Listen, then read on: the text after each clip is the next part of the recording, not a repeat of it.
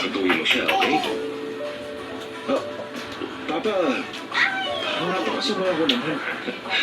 Magmula kasi nung nagbalik si Penny, hindi maganda para sa paningin ko ang mga ginagawa mo. Kalimutan niyo na po. Ngayon, alam mo na rin. Malaki na ang pinagbago ni Penny. Mas demanding na po siya ngayon. Saka pala, kayo na po ang bahala kay Mama. Gusto ko malaman mo na nag-aalala ako sa'yo, okay? Alam mo, hindi ako makapaniwala kung maiinyag ka kay Penny. Hindi ko rin expected pa. Tandaan mo, maraming pagsubok ang darating. Alam mo, pag-uwi mo, marami tayong pag-uusapan. Opo. Sige na pa.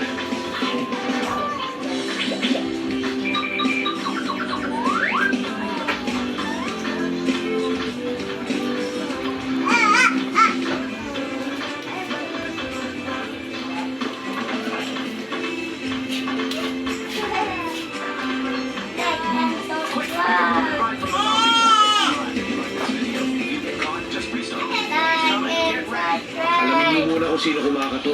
Ano pa masamang tao? Dalawa lang tayo rito eh. Pwede rin naman ito yung kumato. Gusto ko lang sabihin na dapat nag-iingat ka. Okay. Sige.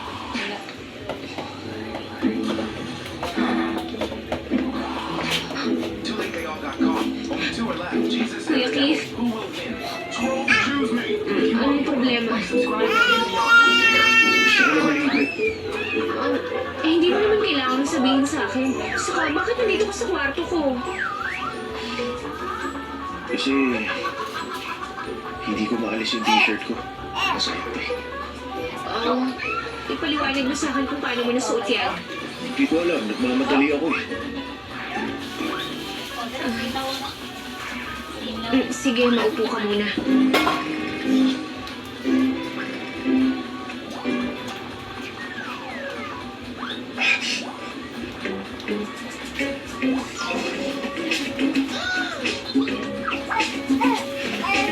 Dahan-dahan mong itaas ang kamay mo. Uy!